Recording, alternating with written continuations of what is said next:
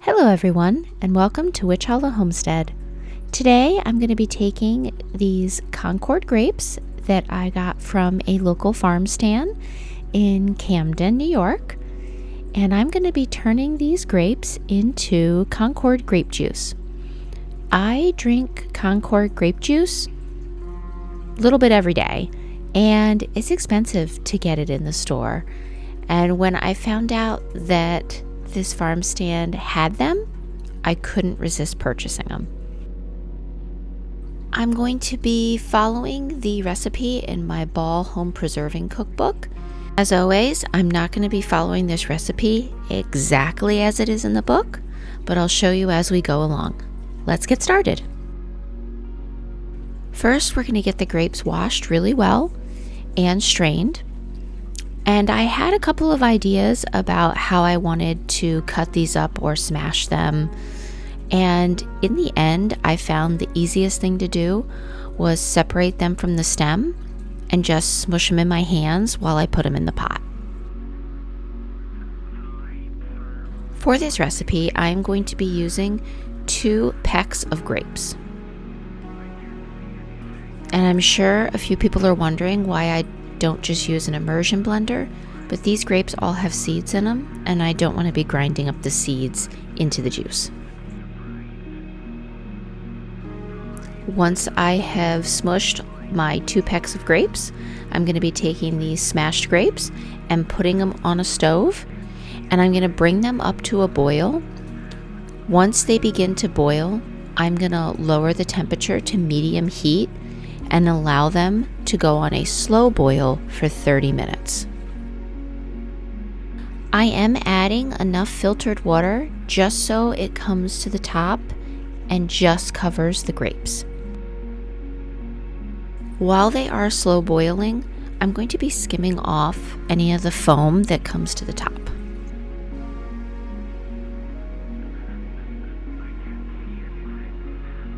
It's been 30 minutes. I have removed the grapes from the heat, and now I'm going to strain them. So this is where my recipe differs from what is listed in the book.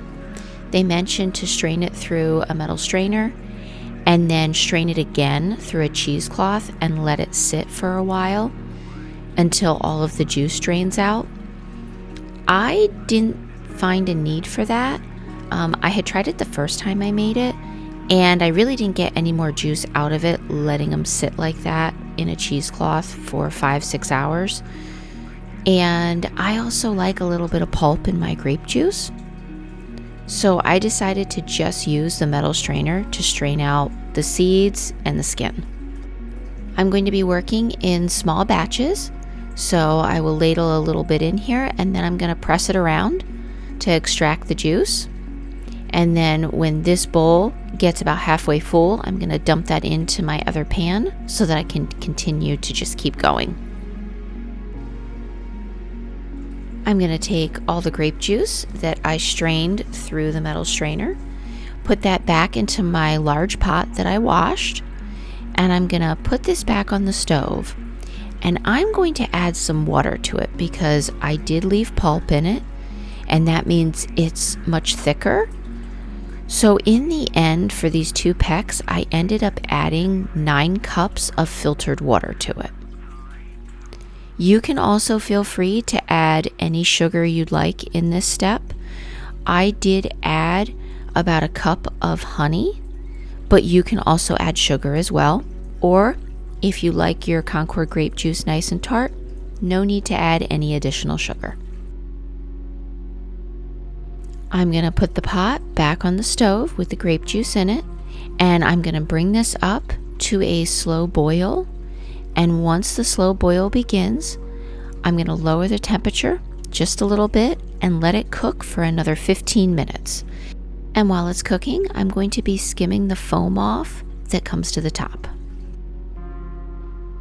I have my quart-sized jars washed, and since I'm going to be hot packing these jars, I am going to be putting boiling water into the jars and letting them sit for a little bit so that I'm not shocking the jars by filling them up with the hot grape juice and then putting them into a hot canner. I also have the water bath canner going, and it is up to 180 degrees, and I'm letting it sit there to stay warm so that I can fill these jars and then add them right to my canner. It's been 15 minutes and we are now ready to start packing our jars. When you fill your jars, you're going to want to leave 1 inch of headspace.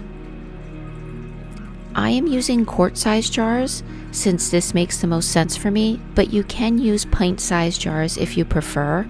The canning time will be the exact same for pint or quart size.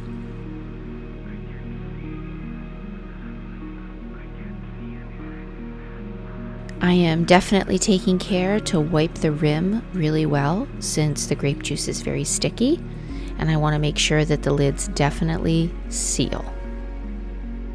I'm loading the quart-sized jars into the canner, and I can fit 7 in my water bath canner. Once all the jars are in, I'm going to program the canner to do its automatic canning process, and I am going to process these jars for 15 minutes. When the 15 minutes are up, I'm going to let them sit for 5 minutes before removing them. And here we have homemade Concord grape juice. This was such a fun process to do, and I would definitely recommend it if you are able to get your hands on some local grapes. Making your own grape juice is definitely the way to go. Thank you so much for joining me today at Witch Hollow Homestead. I hope you found this video helpful and inspiring. Happy homesteading!